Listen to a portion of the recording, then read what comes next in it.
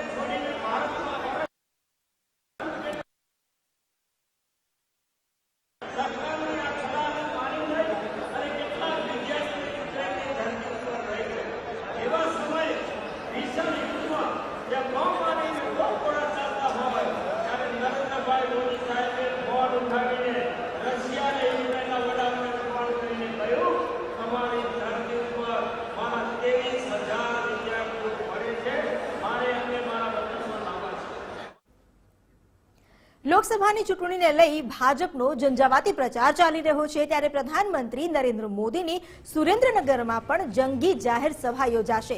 સુરેન્દ્રનગર લોકસભા બેઠકના ઉમેદવાર માટે પ્રચાર કરશે, ચંદુભાઈ સિહોરાને જીતાડવા આહવાન કરશે। રાજકોટ અને ભાવનગરના ઉમેદવાર માટે પણ પ્રચાર કરશે। પરસોત્તમ રૂપાલા, નીમુબેન બામભણિયા, ચંદુભાઈ આ સભામાં ઉપસ્થિત રહેશે। તેમના સાથે રાજ્યના મંત્રીઓ, સાંસદો, ધારાસભ્યો અને હોદ્દેદારો પણ ઉપસ્થિત રહેશે। પ્રધાનમંત્રી મોદીના પ્રવાસને લઈને પોલીસનો ચુસ્ત બંદોબસ્ત ગોઠવાઈ ગયો છે। અમારી સાથે જોડાઈ ગયા છે સંવાદદાતા રીમા દોશી। રીમા, પ્રધાનમંત્રી જે ઝંઝાવાતી પ્રચારમાં લાગ્યા છે, જાહેર સભાઓનું આયોજન કરવામાં આવ્યું છે, કેવી તૈયારી, કેવા પ્રકારનો માહોલ અત્યારે ત્યાં દેખાઈ રહ્યો છે?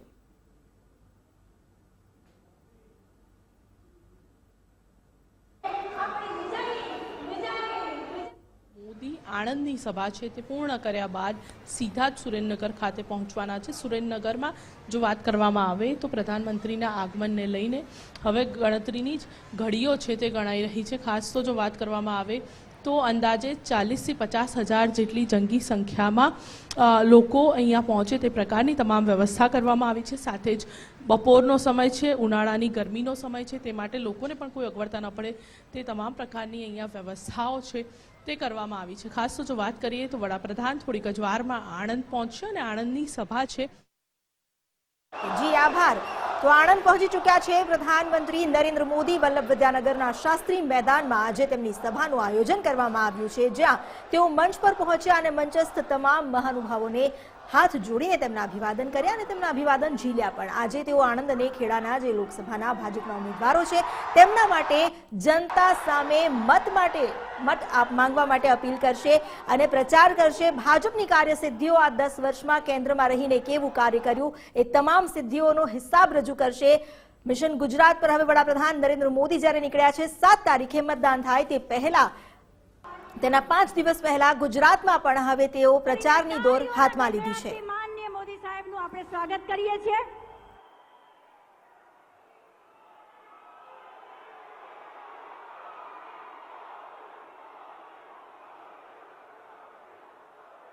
ભારતીય જનતા પાર્ટીના જીતના સંકલ્પને ચરિતાર્થ કરવા માટે જે કટિબદ્ધ છે તેવા આપણા ગુજરાત રાજ્યના ભારતીય જનતા પાર્ટીના પ્રમુખ, નવસારીના લોકપ્રિય સાંસદ એવા માનનીય શ્રી CR પાટીલ સાહેબને આ સાથે જ સ્વાગતના શબ્દ સુમન માટે આમંત્રિત કરું છું।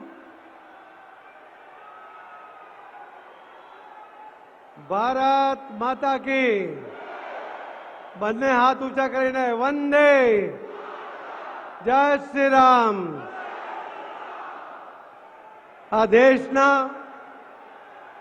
140 કરોડ લોકોના સપનોને સાકાર કરવા માટે સંકલ્પબદ્ધ એવા આપણા સૌના લાડીલા આદરણીય પ્રધાનમંત્રી શ્રી નરેન્દ્રભાઈ મોદી સાહેબ, આદરણીય ડાયસ અને અલગ અલગ વિસ્તારમાંથી અહીં પધારેલા સૌ આગેવાન ભાઈઓ અને બહેનો, હું આપ સૌનું આજને આ સભામાં સ્વાગત કરું છું।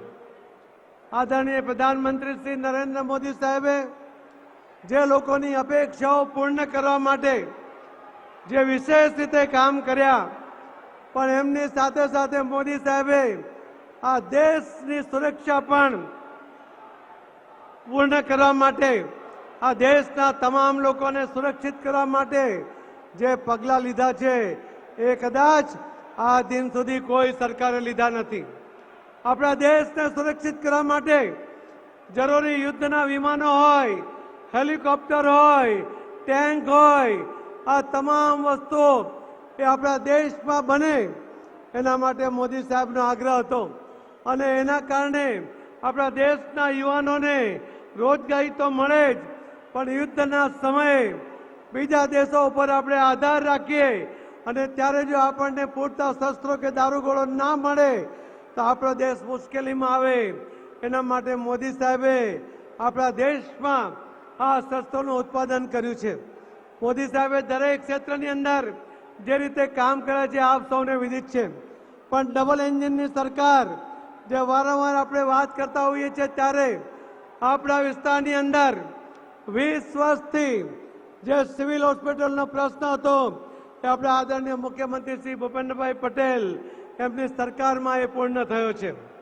આપ સૌને જે કોમ્પ્લેક્સની જરૂર હતી, સ્પોર્ટ્સ કોમ્પ્લેક્સની જરૂર હતી, એ સપનું પણ એ અપેક્ષા પણ આપની પૂર્ણ થઈ છે અને આદરણીય મોદી સાહેબના જે નળ સે જલ એના માટે યોજનાનો લાભ આપ સૌને 100% મળ્યો છે।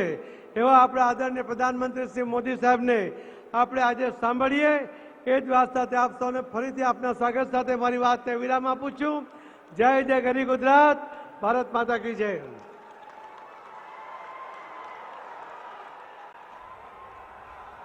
ખૂબ ખૂબ આભાર માનનીય શ્રી CR પાટીલ સાહેબ।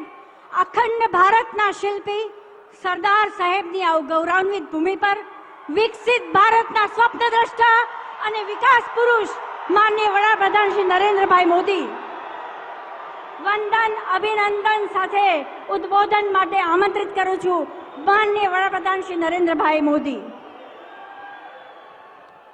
भारत माता की,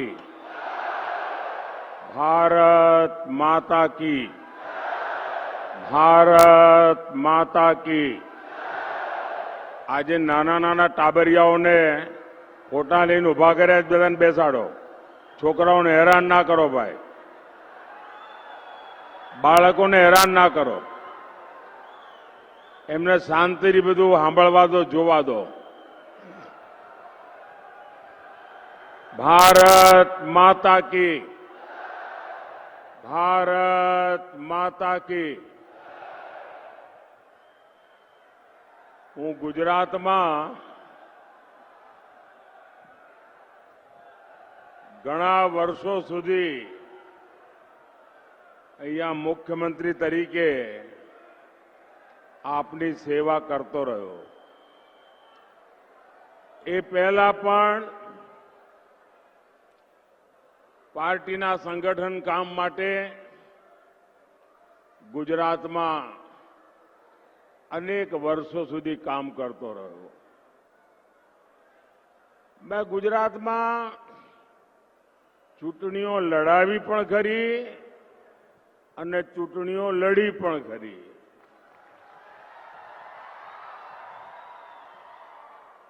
સભાઓ પણ કરી ને રેલીઓ પણ કરી. પરંતુ આજે મારે કહેવું પડશે કે આપણે ત્યાં ગુજરાતમાં બપોરે 11-12 વાગ્યા પહેલા જો કોઈ સભા કરવી હોય ને તો લોઢાના ચણા ચાવવા પડે.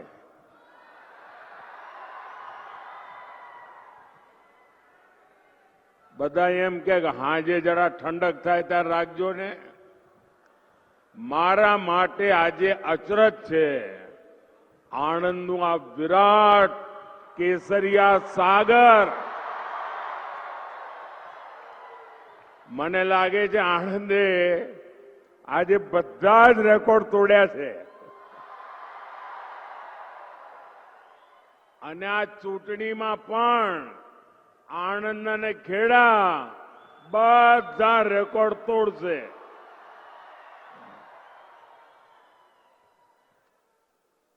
2014માં આપે સૌએ મને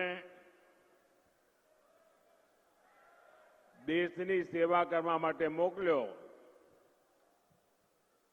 અને તમે જે મને શિક્ષણ આપ્યું, તમે મને જે ઘડતર કર્યું, સરદાર સાહેબની આ ભૂમિમાંથી હું જે શીખ્યો, એ બધું આજે મને દેશની સેવા કરતી વખતે લેખે લાગે છે, કામે આવે છે. સાથીઓ, આપણે જ્યારે ગુજરાતમાં કામ કરતા હતા ત્યારે આપણો ગુજરાતનો એક મંત્ર હતો કે ભારતના વિકાસ માટે ગુજરાતનો વિકાસ. આપણે એવું ક્યારે નહોતા કહેતા કે દેશનું જે થવું હોય થાય, અમારા ગુજરાતનું થાય, એવું નહોતા કહેતા. આપણે હંમેશા કહેતા હતા ભારતના વિકાસ માટે ગુજરાતનો વિકાસ. અને હવે જ્યારે આપે મને દેશનું કામ સોંપ્યું છે ત્યારે મારું એક જ સપનું છે કે 2047માં જ્યારે ભારતની આઝાદીના 100 વર્ષ થાય ત્યારે આપણું હિન્દુસ્તાન વિકસિત ભારત હોવું જોઈએ અને આપણું ગુજરાત પણ વિકસિત ભારત હોવું જોઈએ. અને વિકસિતનો મતલબ શું છે એ આણંદ ખેડાવાળાને ના સમજાવવું પડે, કારણ એમણે આખી દુનિયા જોયેલી છે. સમૃદ્ધ દુનિયા કેવી હોય એમને ખબર છે, પ્રગતિ કેવી હોય એમણે જોઈ છે. અને એમના કુટુંબીજનો આજે પણ દુનિયાના સમૃદ્ધ દેશોમાં રહે છે. આપણે એવું બનાવવાનું છે.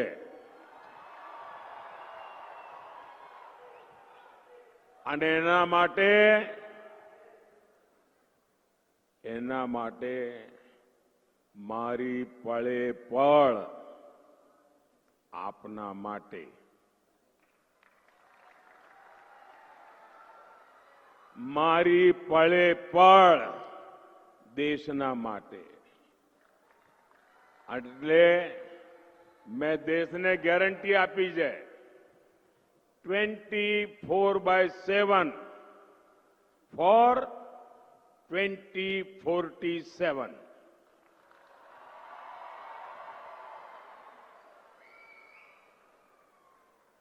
અને આ મહાન કામ માટે 140 કરોડ દેશવાસીઓના સપના પૂરા કરવા માટે મને આપના આશીર્વાદ જોઈએ. મને સરદાર સાહેબની ભૂમિના આશીર્વાદ જોઈએ.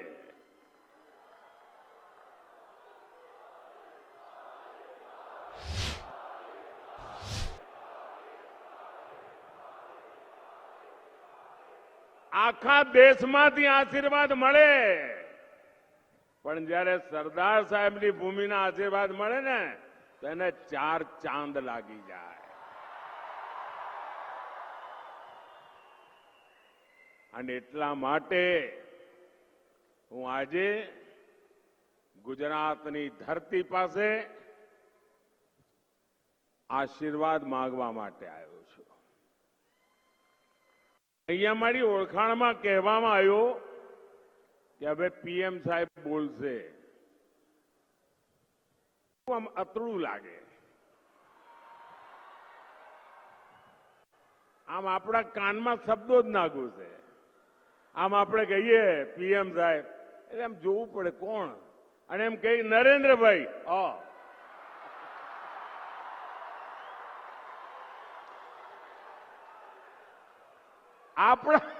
આપણા નરેન્દ્રભાઈ,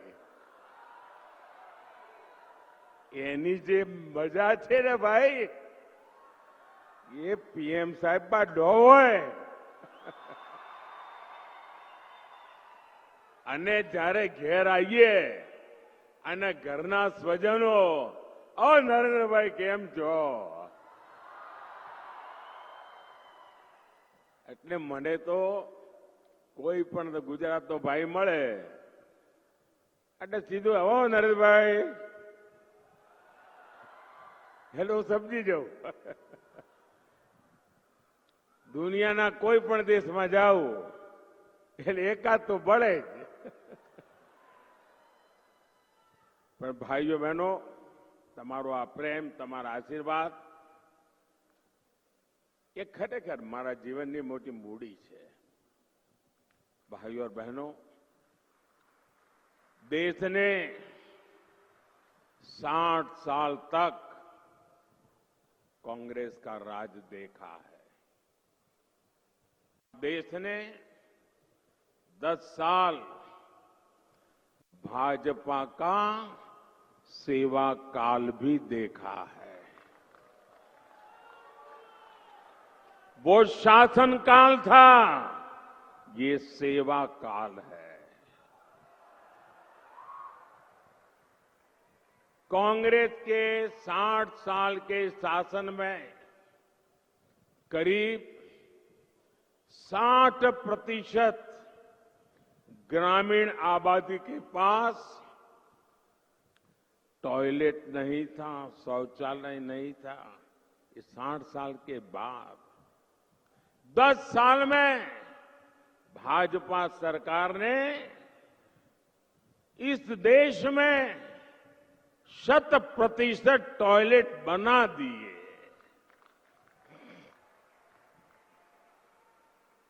साठ साल में कांग्रेस देश में सिर्फ 3 करोड़ ग्रामीण घरों तक ही नल से जल की सुविधा पहुंचा पाई.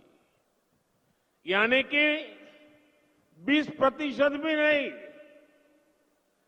20% से भी कम घरों में वो नल से जल पहुंचा पाई. 10 साल में ही नल से जल पहुंचने वाले घरों की संख्या आज 14 करोड़ घर हो गई है। यानी 75% घरों में नल से जल पहुंचा है। 60 साल मेरे 10 साल, आप देखिए कितना बड़ा फर्क है। 60 साल में कांग्रेस ने क्या किया? बैंकों का राष्ट्रीयकरण किया, बैंकों पर कब्जा कर लिया और ये कहा कि बैंक गरीबों के लिए होनी चाहिए, इसलिए राष्ट्रीयकरण। आज स्थिति ये है कि बैंकों का राष्ट्रीयकरण गरीबों के नाम पर करने के बावजूद भी कांग्रेस सरकार 60 साल में करोड़ों गरीबों के बैंक खाते नहीं खोल पाई। मोदी ने 10 साल में 50 करोड़ से ज्यादा जनधन बैंक खाते खोले। जीरो बैलेंस से खोलने का निर्णय किया। जो बैंक के दरवाजे तक गरीब देख नहीं सकता था, आज गरीब बैंक में जाकर के हाथ मार करके उसके साथ कारोबार करने लगा है। साथियों, 2014 में जब आपने आपके इस बेटे को गुजरात से दिल्ली भेज करके देश की सेवा करने का आदेश दिया, उस समय बड़े विद्वान अर्थशास्त्री देश के प्रधानमंत्री थे। उनके बाद मुझे मौका मिला। जब उन्होंने छोड़ा था तब देश दुनिया में 11 नंबर की इकोनॉमी थी, 11 नंबर।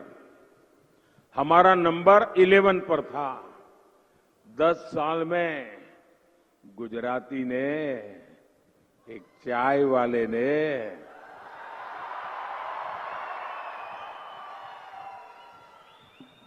देश की इकोनॉमी को 11 नंबर से 5 नंबर पर पहुंचा दिया। कांग्रेस के चलते दशकों तक देश के संविधान के साथ भांति भांति के खिलवाड़ हुए। आप चौंक जाएंगे भाइयों बहनों। सरदार साहब जल्दी चले गए, उसके कारण देश को बहुत नुकसान हुआ है। और मेरे मन में कसक है कि सरदार साहब के सपने भी पूरे करने की कोशिश करो।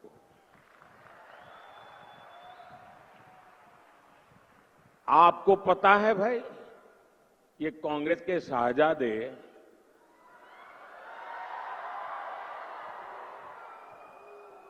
माथे पर संविधान रख करके नाच रहे हैं आजकल, देखा होगा आपने। लेकिन जरा कांग्रेस मुझे जवाब दे, जिस संविधान को आज माथे पर रख करके नाच रहे हो, क्या इस देश में 75 साल तक हिंदुस्तान के सभी हिस्सों पर ये संविधान लागू नहीं होता था? मोदी के आने के पहले इस देश में 2 संविधान चलते थे, 2 झंडे चलते थे, 2 प्रधानमंत्री थे। ये संविधान माथे पर लेकर के नाचने वाले शाहजादे आपकी पार्टी कांग्रेस ने, आपके परिवारजनों ने देश में संविधान लागू नहीं होने दिया था। कश्मीर में हिंदुस्तान का संविधान लागू नहीं होता था। धारा 370 दीवार बन के बैठी थी। ये सरदार पटेल की भूमि से आए हुए बेटे ने उस 370 को भी जमींदोज कर दिया और सरदार साहब को सबसे बड़ी श्रद्धांजलि मैंने दी है।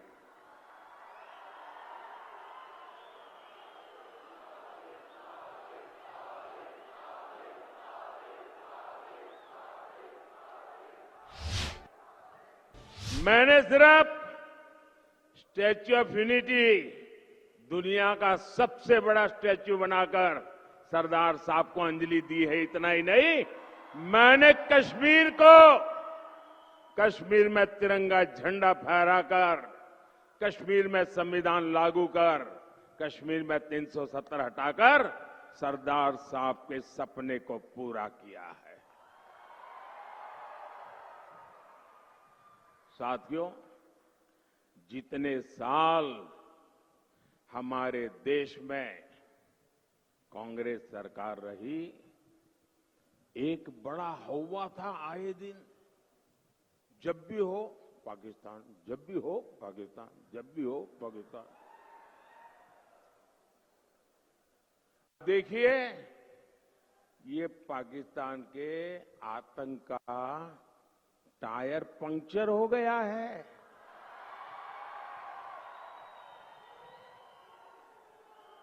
जो देश कभी आतंकी एक्सपोर्ट करता था, वो आटे के इंपोर्ट के लिए दर दर भटक रहा है।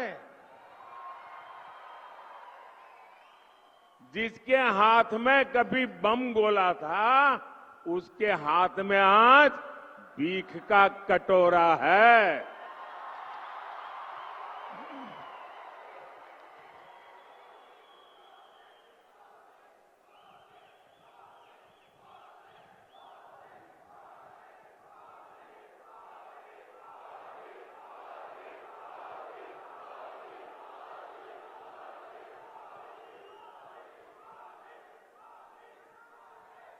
कांग्रेस की कमजोर सरकार आतंक के आकाओं को डोजियर देती थी।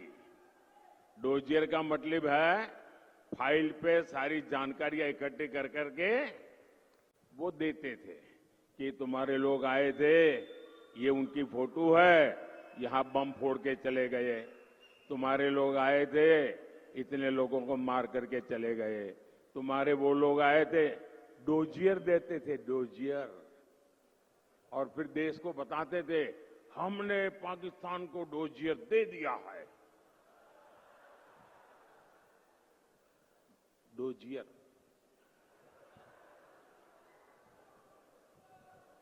और मोदी की मजबूत सरकार देखिए, डोजियर बोजियर में टाइम खराब नहीं करते।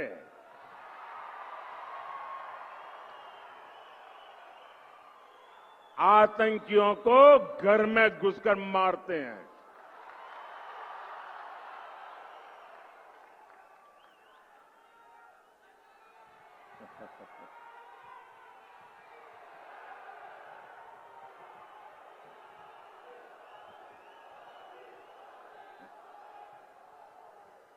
और साथियों, संयोग देखिए, आज जब भारत में कांग्रेस कमजोर हो रही है, यानी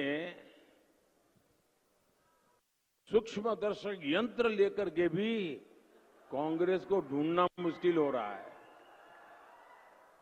लेकिन मजा ये है कि यहां कांग्रेस मर रही है और वहां पाकिस्तान रो रहा है।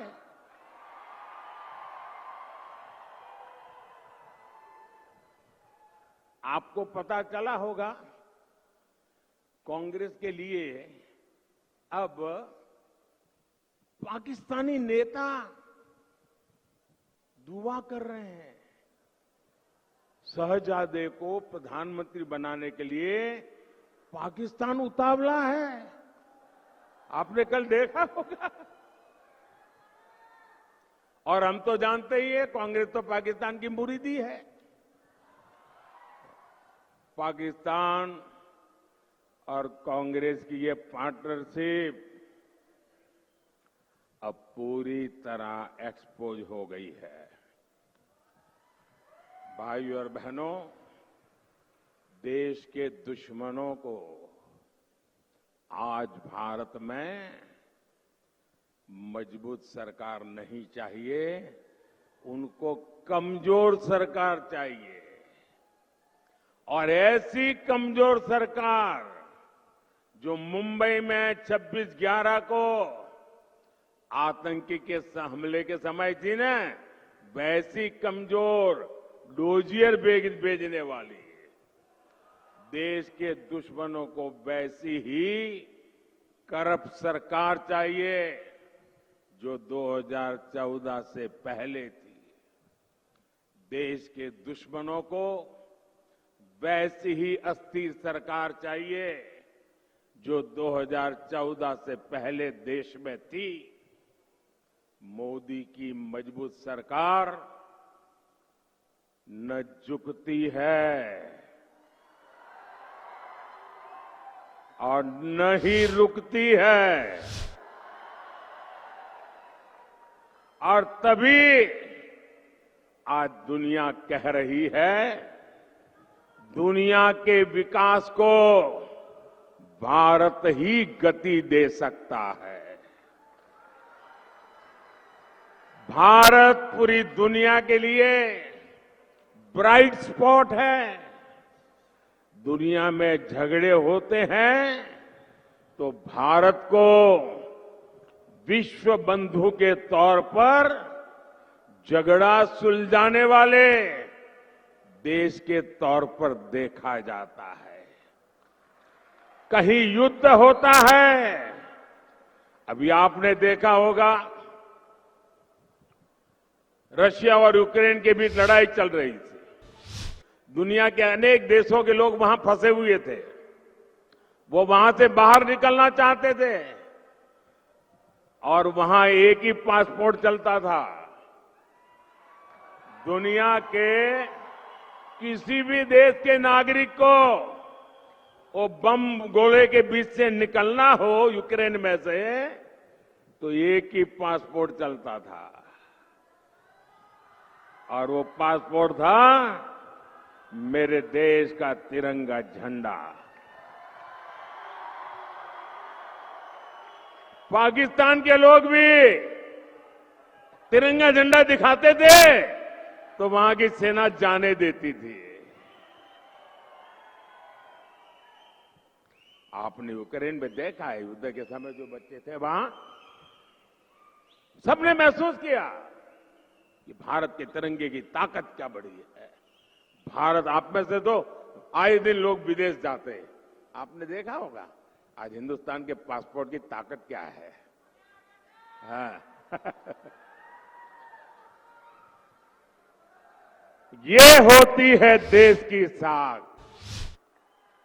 मुझे बताइए मेरे आनंद खेड़ा के भाई बहन, क्या आपको देश की ये मजबूती खबर मिलती है, गर्व होता है कि नहीं होता है? दुनिया गर्व करती है तो आपको गर्व होता है कि नहीं है? आपका माथा ऊंचा होता है कि नहीं होता है? लेकिन ये कांग्रेस, वो क्या कर रही है? कांग्रेस सिर्फ रोती बैठती है और मोदी को गाली दो। डिक्शनरी खोज करते रोज नई गाली निकालते हैं, रोज नई गाली निकालते हैं। और कांग्रेस आज मोदी देश को एक करने के सरदार के सपने को पक्का कर रहा है। कांग्रेस देश को बांटने में जुटी है। कांग्रेस समाज में लड़ाई झगड़ा कराना चाहती है। भाइयों और बहनों, आजकल पूरे देश में एक बहुत बड़ी चर्चा चल रही है। लोग पूछ रहे हैं कि आखिर कांग्रेस इतनी बौखला क्यों गई है, कांग्रेस इतनी संतुलन क्यों खो बैठी है। भाइयों बहनों, कांग्रेस आज फेक फैक्ट्री यानी फर्जी माल की फैक्ट्री बन गई है। मोहब्बत की दुकान बोलकर कांग्रेस झूठ का सामान क्यों बेचने लगी है। आपने देखा होगा, जब कांग्रेस का मैनिफेस्टो आया तो मैंने पहले ही बयान दिया था, उसी दिन मैंने कहा था कि कांग्रेस के मैनिफेस्टो पर मुस्लिम लीग की छाप है। कांग्रेस इतनी हताश और निराश है कि अपनी स्थिति बचाने के लिए उसने अपने आप को मुस्लिम लीग को समर्पित कर दिया है। और इसका कारण है लगातार कांग्रेस का जो जनाधार खिसकता जा रहा है। 60 साल तक कांग्रेस ने जिनकी परवाह नहीं की, अब वो कांग्रेस की परवाह नहीं करते हैं। इसलिए ये कांग्रेस वाले छिटकते गए हैं, लोग परेशान हो गए हैं। और जो गरीब आंख बंद करके आधी रोटी खाएंगे, इंदिरा को लाएंगे, जो नारा देते थे ना, वो सारे के सारे कांग्रेस को छोड़ चुके हैं। क्योंकि मोदी ने गरीब कल्याण का ईमानदारी से काम किया। 25 करोड़ गरीबों को गरीबी से बाहर निकाला, गरीबों को घर दिया, गरीबों को बैंक का खाता दिया, गरीबों को रोजगार के अवसर दिए। आजादी के बाद कांग्रेस ने गरीबों को अपना चुनाव का एजेंडा बनाया। हर चुनाव में नेहरू के जमाने से मनमोहन सिंह की सरकार तक कांग्रेस की रिमोट सरकार चलती थी। इस परिवार ने हर चुनाव के पुराने रिकॉर्ड निकाल लीजिए, वो हर सभा में एक ही मंत्र बोलते थे, गरीब गरीब गरीब गरीब गरीब गरीब गरीब गरीब गरीब गरीब गरीब गरीब गरीब गरीब गरीब गरीब गरीब गरीब गरीब।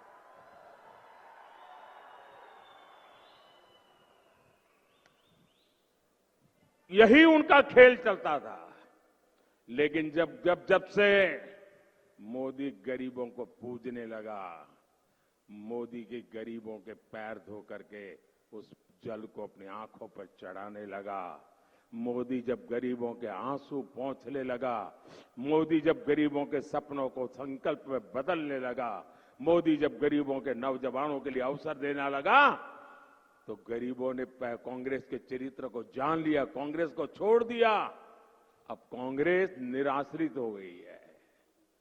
आज जब गरीब को पक्का घर मिल रहा है, और जब पक्का घर मिलता है ना गरीब को, तो 4 दीवारें नहीं मिलती है। मोदी जब गरीब को पक्का घर देता है, तब सिर्फ 4 दीवारें नहीं देता है।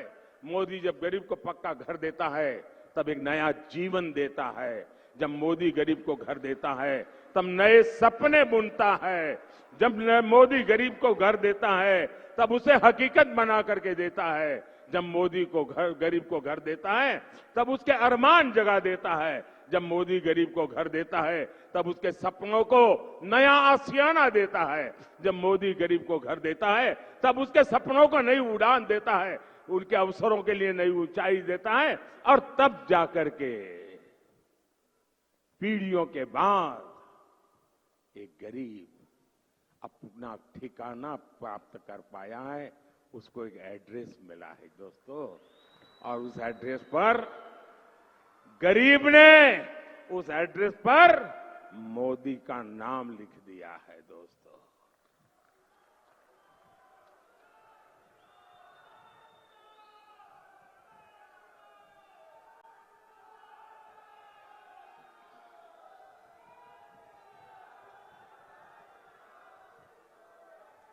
साथियों, ऐसा ही कांग्रेस ने एससी, एसटी, ओबीसी, उनको भी अंधेरे में रखा, उनके साथ विश्वासघात किया।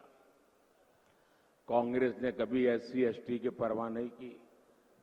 90 के दशक से पहले से कांग्रेस ओबीसी आरक्षण, यानी जिसको अपने गुजरात में बख्शी पंच कहते हैं, बख्शी पंच के लिए, ओबीसी के लिए हर प्रस्ताव को ठुकरा दिया, परवाह नहीं की।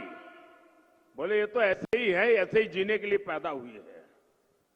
बरसों से ये हमारा बख्शी पंच के लोग, हमारा ओबीसी समाज कहता था कि ओबीसी कमीशन को, ये बख्शी पंच आयोग को संवैधानिक दर्जा मिले। कांग्रेस ने उनकी नहीं सुनी। ओबीसी के लिए एक के बाद एक काम, जब 2014 में आपका बेटा दिल्ली गया ना, तब जाकर के शुरू हुआ। और नतीजा ये हुआ कि ओबीसी, ये हमारे बख्शी पंच लोग के लोग कांग्रेस से दूर भाग गए, पहचान गए कांग्रेस को, और बहुत बड़ी मात्रा में एससी, एसटी, ओबीसी भी आज भारतीय जनता पार्टी की बहुत बड़ी ताकत बन गया। साथियों, कांग्रेस ने कभी समझा ही नहीं कि हमारे देश में आदिवासी समाज भी है। इतने साल तक कांग्रेस ने आदिवासियों के लिए अलग मंत्रालय तक नहीं बनाया।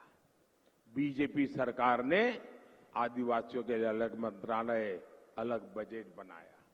उन्होंने उपेक्षा करते रहे, आदिवासी समूह की जो उपेक्षा वो करते रहे, घनघोर उपेक्षा करते रहे, और दशकों तक उन्होंने उपेक्षा की और उनको एक हाशिए में रखा।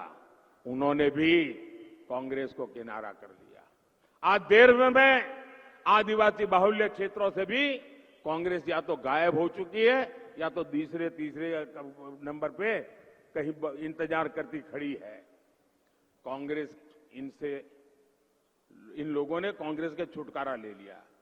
आज बीजेपी के एमएलए, एमपी की संख्या सबसे ज्यादा बीजेपी की एससी, एसटी, ओबीसी है। आज मेरे मंत्री परिषद में 60% से ज्यादा एससी, एसटी, ओबीसी समुदाय के लोग हैं। और इसलिए कांग्रेस को लगता है सब कुछ लूट गया। अब आने वाले 100 साल तक कहीं कोई किनारा नजर नहीं आ रहा है।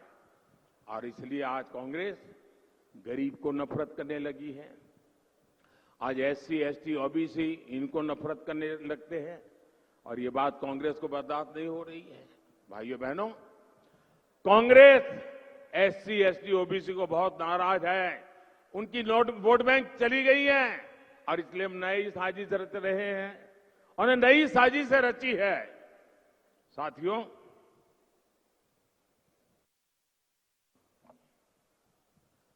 आप सब जानते हैं कि दशकों से कांग्रेस का सबसे बड़ा वोट बैंक माइनॉरिटी का रहा है, और उसमें भी मुसलमान।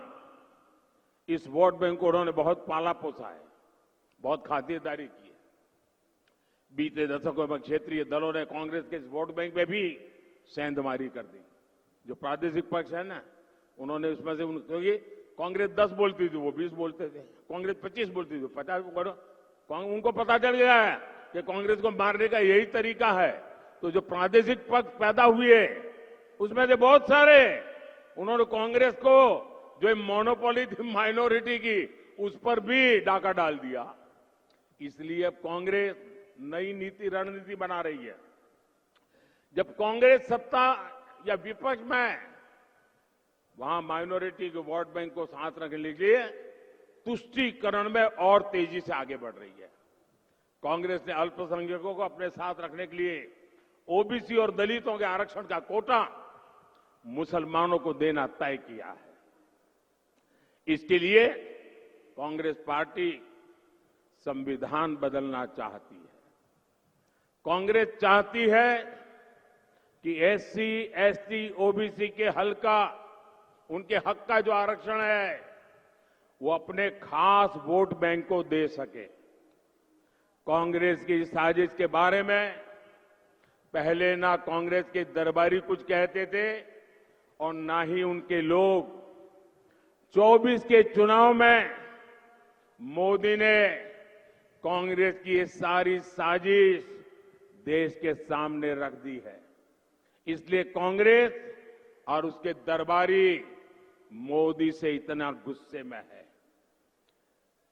ये चाहे जितना भी गुस्सा कर ले, मोदी आज पूरे देश को ये गारंटी दे रहा है कि एसटी, एससी, ओबीसी और सामान्य वर्ग के जो गरीब लोग हैं, उनका जो आरक्षण है, जो संविधान के तहत मिला हुआ है, बाबा साहब आंबेडकर के द्वारा मिला हुआ है, भारत की संसद ने दिया हुआ है, ये बीजेपी की गारंटी है, ये मोदी की गारंटी है, ये बीजेपी सरकार की गारंटी है कि धर्म के आधार पर किसी को भी एससी, एसटी, ओबीसी और जनरल के आरक्षण में से रत्ती भर भी हाथ नहीं लगाए दिया जाएगा।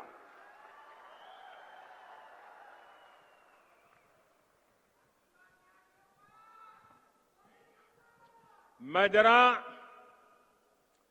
आज सरदार साहब की भूमि से इस शाही परिवार को चुनौती देता हूं।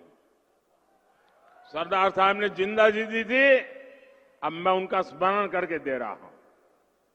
मैं सरदार साहब की भूमि से शाही परिवार के शाहजादों को चुनौती देता हूं।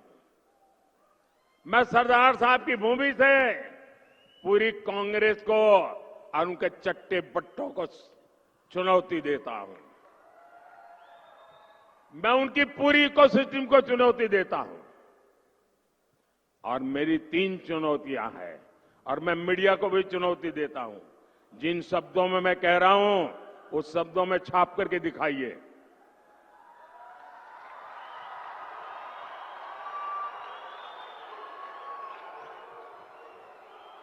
उनको लगता है कि मोदी ने बात छाप दी, टीवी में दिखा दी, तो शायद कांग्रेस कहीं की नहीं रहेगी।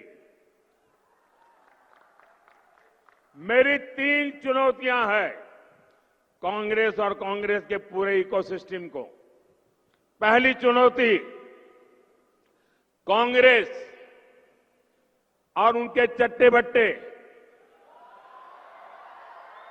देश को लिखित में गारंटी दें कि वो संविधान बदलकर धर्म के आधार पर मुसलमानों को आरक्षण नहीं देंगी।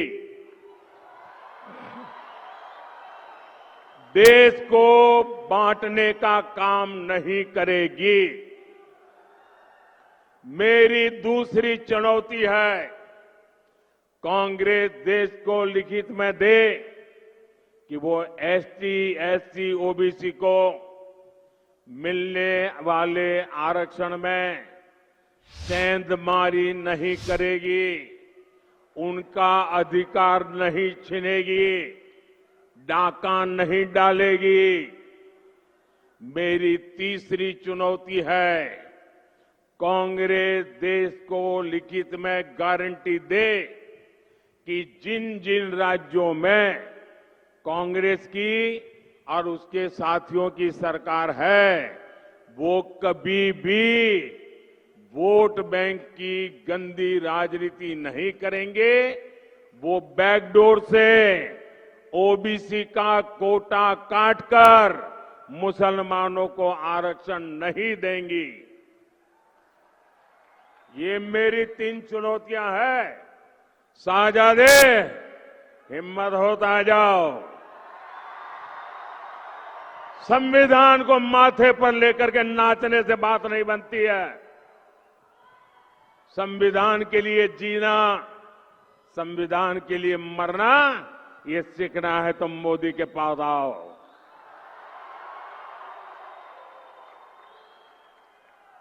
मैं जानता हूं कांग्रेस मेरी ये चुनौती नहीं स्वीकार करेगी, क्योंकि इसकी नीयत में खोट है। साथियों, भारतीय जनता पार्टी ने पहले भी कहा है, आज भी कहा है, देश की एकता और अखंडता के लिए, देश के सर्वांगीण विकास के लिए हमारे एससी, एसटी समुदाय, हमारा ओबीसी समुदाय, हमारे जनरल समुदाय के गरीब वर्ग, उनको जो अधिकार मिले हैं, उन अधिकारों को न कभी हम हाथ लगाएंगे और न ही हम किसी को हाथ लगाने देंगे। साथियों, इंडी गठबंधन की एक और रणनीति की पोल उसके ही नेता ने देश के सामने खोल दी है। अब इंडी गठबंधन ने मुसलमानों से वोट जिहाद करने को कहा है। अब बताइए, हमने लव जिहाद सुना था, लैंड जिहाद सुना था और वोट जिहाद, और वो भी पढ़े लिखे मुसलमान के परिवार से बात आई है। सामान्य मदरसा से निकले हुए किसी बच्चे ने नहीं कहा है। हाईली क्वालिफाइड फैमिली और कांग्रेस के वरिष्ठ पद पर बैठे हुए परिवार, ये मुसलमान परिवार ने कहा है, नारा दिया है, वोट जिहाद करो। आप जानते हैं ना जिहाद का मतलब क्या होता है? जिहाद किसके खिलाफ किया जाता है? इंडी गठबंधन का साफ कहना है कि सारे मुसलमानों को एकजुट होकर वोट देना चाहिए। इंडी गठबंधन ने लोकतंत्र के उत्सव में वोट जिहाद की बात करके लोकतंत्र का भी अपमान किया है, संविधान का भी अपमान किया है। और कांग्रेस के एक ने भी नेता ने अभी तक इसका विरोध नहीं किया है, मौक सम्मति दे दी है। ये वोट जिहाद की बात भी कांग्रेस की तुष्टीकरण की नीति को ही आगे बढ़ाती है। एक तरफ इंडी गठबंधन एसटी, एससी, ओबीसी सर्वसामान्य वर्ग को बांटने में जुटा है और दूसरी तरफ वोट जिहाद का नारा लगा रहा है। आज समझ सकते हैं कि इंडी गठबंधन के इरादे कितने खतरनाक हैं। साथियों, मैं बहुत लंबा बोल गया भाई। मारे આજે 4 સભાઓ કરીને રાત્રે કલકત્તા પહોંચવાનું છે। અહીંથી સુરેન્દ્રનગર, જુનાગઢ, જામનગર ને ત્યાંથી કલકત્તા, આટલું પૂરતું છે ને? હવે વિજય પાક્કો ને? વધુમાં વધુ મતદાન થશે ને? મતદાનના જૂના રેકોર્ડ તોડીશું, ગમે તેટલી ગરમી હોય તો એ તોડીશું। 7મી મે હવે 5 જ દાડા બાકી રહ્યા છે ને ભાઈ। હવે આ 5 દાડા તો પૂરી તાકાત લગાવવી પડે હો। સમાજના બધા વર્ગોને જોડે લઈને આપણે આ વખતે ગુજરાતમાંથી બધી લોકસભાની સીટો તો મોકલવાની જ છે અને મને ખાતરી છે કે તમારો દીકરો ત્યાં બેઠો હોય અને તમે કમળ ના ચડાવે એવું બને કાંઈ? અને મને તો કોઈએ કહ્યું સાહેબ ગુજરાતમાં તો તમે પ્રચાર માટે ના આવો, પણ હું પ્રચાર કરવા આવ્યો જ નથી। હું તો તમારા દર્શન કરવા આવ્યો છું, તમારા આશીર્વાદ લેવા આવ્યો છું અને તમારા બધાનો ઉત્સાહ જોવો ને મને ઉર્જા મળે એટલા માટે આવ્યો છું। પણ આપણે બધા પોલિંગ બૂથ જીતવા છે ભાઈ, જીતીશું। અને મારો તો આગ્રહ છે કે સવારમાં દરેક પંચના પ્રમુખ 25-25, 30-30 વોટરનું થાળી વગાડતા વગાડતા, ગીત ગાતા ગાતા લોકશાહીનો ઉત્સવ મનાવતા મનાવતા વોટ આપવા જાય। લોકશાહીનો ઉત્સવ હોવો જોઈએ, ખાલી પોલિંગ બૂથ પાસે ફુગ્ગા લાગે એવું નહીં। આખા પોલિંગ બૂથના બધા ઘરોમાં ઉત્સવનું વાતાવરણ હોય ભાઈ। લોકશાહી છે અને દીકરો આપણો ત્યાં બેઠો છે ભાઈ। તો ગુજરાતે તો જબરદસ્ત ઉત્સવ મનાવવો જોઈએ. ગમે તેટલી ગરમી હોય, રજાઓનો ઢગલો હોય સામે, તો પણ પહેલું કામ મતદાન, પછી જલપાન. આપણા ત્યાં આણંદમાંથી અમારા સાથી ભાઈ મિતેશ પટેલ અને ખેડાથી અમારા સાથીભાઈ દેવુસિંહ ચૌહાણ અને ખંભાત વિધાનસભામાં ભાઈ ચિરાગ પટેલ, આ અમારા ત્રણેય સાથીઓને આપ વિજયી બનાવો. મારી સાથે બોલો, ભારત માતા કી, ભારત માતા કી, ભારત માતા કી. જય સરદાર, જય સરદાર, જય સરદાર.